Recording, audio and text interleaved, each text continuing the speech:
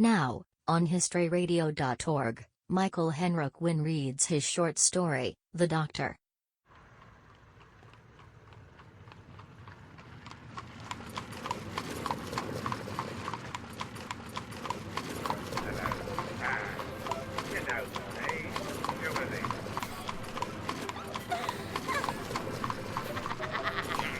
Oh, sir, please. I'm a respectable girl, so help me.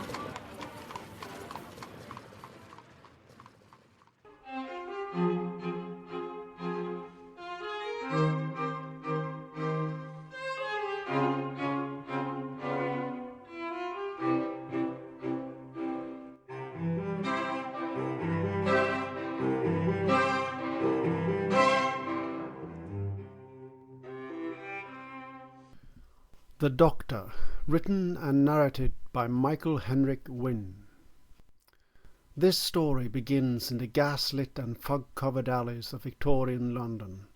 There are prostitutes in the night along the banks of the Thames, shouting young boys sell newspapers, and horses make their way across cobblestones.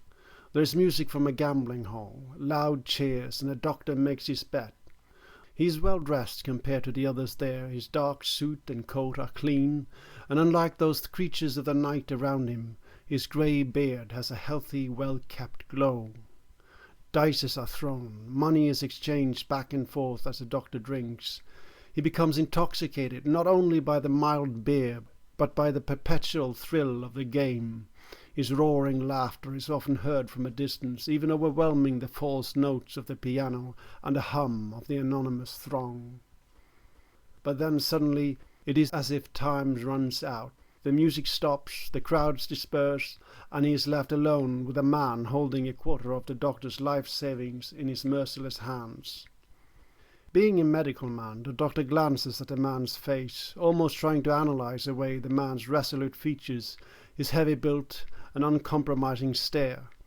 But moments later he is grabbed by men who have crept up on him unseen and drawn into an alley. One punch to the gut, and the Doctor falls over by the dustbin as the heavy wooden door slams shut behind him. There is total silence. He is removed from both streets and shop windows. He looks up and sees stars glisten as he gets to his feet. In the morning he wakes up with a throbbing headache in his bed next to his wife. His baby cries in another room. At first he is filled with joy, thinking how wonderful it is to wake up to such a spectacle. But then he remembers that it might all soon be gone. In the next few weeks the problem consumes him. He is unable to concentrate on his job, but being a very respected man, none of his patients have the audacity to complain. How would he find the funds to continue? What could he do to undo the damage? The Doctor was in luck. That winter a terrible pandemic hit London. Fever, running noses, coughing, crying babies in his crowded waiting room. It was all very lovely, he thought. But was it enough? He often worked into the night and sat alone counting coins at his wooden desk by a solitary candle until dawn. Walking home as the early morning rays penetrate the smog, standing on Westminster Bridge, staring downstream just as the bending river is revealed by morning, he realizes that it was not enough. He sighs. But the Doctor is in luck again. One day a new patient enters his room. He notices him immediately because he is much taller and stronger than his usual patients. It has now been half a year since his disastrous gambling loss, but the Doctor immediately recognizes the man who ran the game in the gambling hall. He, of course, being a professional thug, does not recognize the Doctor. The Doctor soon realizes that he is a nobody, just another worthless victim. The man talks to him as if they have never met. Not being very strong or brave himself, the Doctor hides his fury behind a polite smile. He listens to the man's chest, makes the usual examinations. The man has a mild cough, nothing more. He walks over to scribble a prescription in a corner hidden behind a screen. But as his pen is about to hit the paper, he thinks, what a pity that the man doesn't have a more serious illness. Something that could make him both suffer and helpless, the way he had been helpless in that alley where he had lost his financial security and perhaps even his well-furnished apartment. For a second he dismissed the idea, shook his head and resigned to his fate. But then he turned, glanced over the screen, and observed the unsympathetic countenance of the man. He was really very ugly in daylight. There were scars on his arm, as if he had been badly cut by a blunt edge years ago, perhaps a broken bottle, and then they had healed very, very slowly, leaving an unnecessary blemish on an already rugged appearance. The doctor was suddenly filled with contempt. He grabs a piece of cloth still dripping with blood from the pregnant consumptive female who had visited his clinic before the thug. When he feels them moist on his fingers, he gets an idea. He grabs a bottle of cough syrup, opens it, places a funnel on top and squeezes the cloth until blood drips down into the interior of the bottle. It is not much, he thinks, as darker drops dilutes and vanish in the warm liquid. But if certain unverified theories about the transmission of disease were true, it might be enough. He shakes the bottle, cleans his hands, and returns to his patient. "Sir," he begins politely, "I have here a bottle of the most common cough syrup. This is what you require in order to regain your health quickly. But it is imperative that you follow my instructions to the letter. This medicine must be stored in a cold room, so every evening try to lower the temperature in your dwelling a little, perhaps by keeping your door ajar or not putting as much kindling on your fire as normal." The man makes a grunt of dissatisfaction, knowing quite well how uncomfortable the evenings are when the chill of dusk descends. But, like most patients at the time, he also knows that all medicines require suffering, so he does not protest, but nods and stares to the floor. The doctor smiles as he realizes his power over the brute. "This first bottle is not cheap, but it is essential that you take it every evening and morning.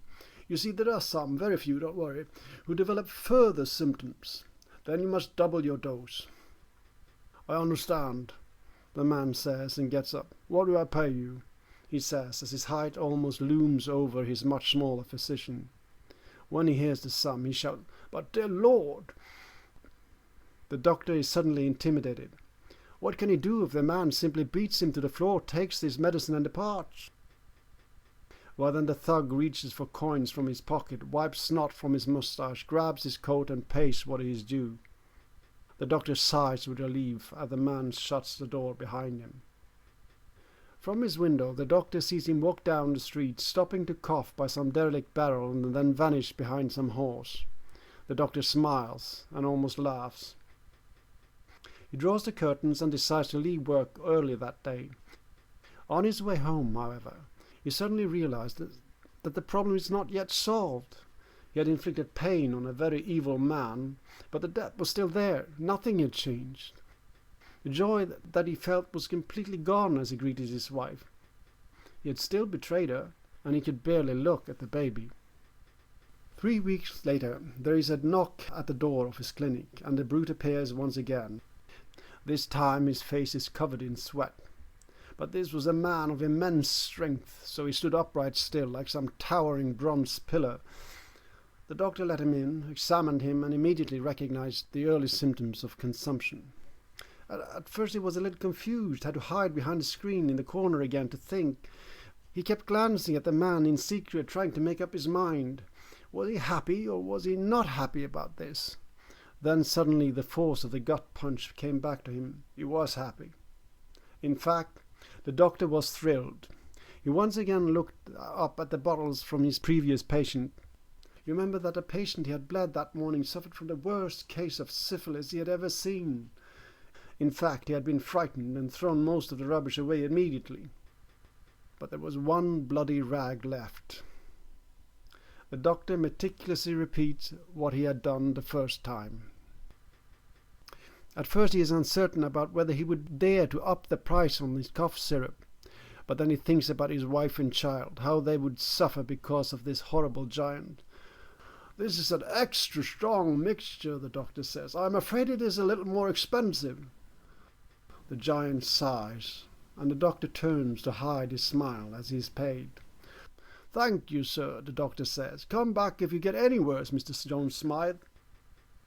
The brute suddenly smiles, shakes his head, and said, "Never mind about those fancy names. Most people just call me Bricklayer John." Bricklayer John? "Yes, I'm a bricklayer. Big by birth, but work has made me strong, you see.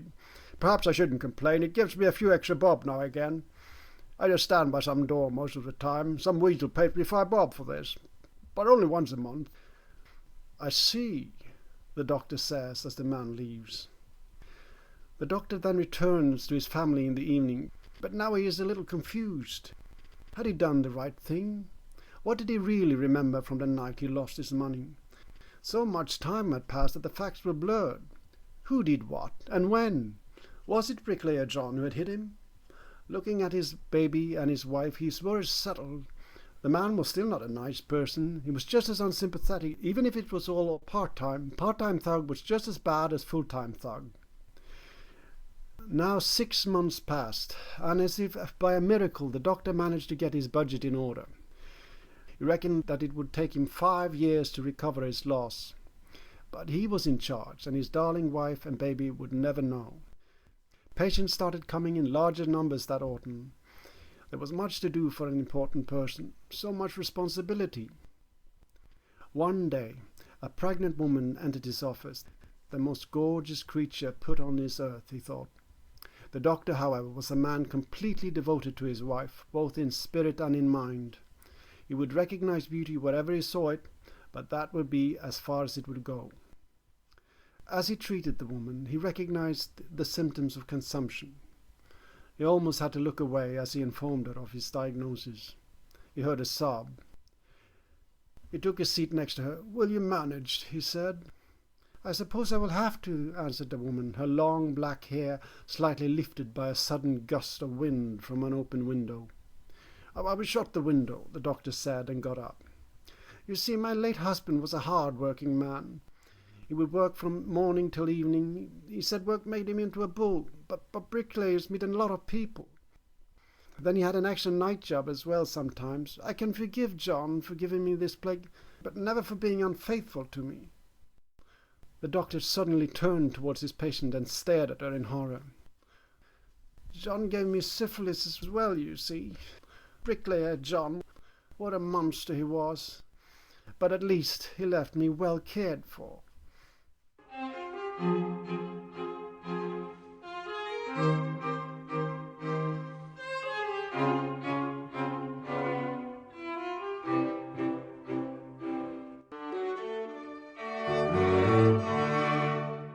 You have just heard Michael Henrik Wynn reading his short story, The Doctor.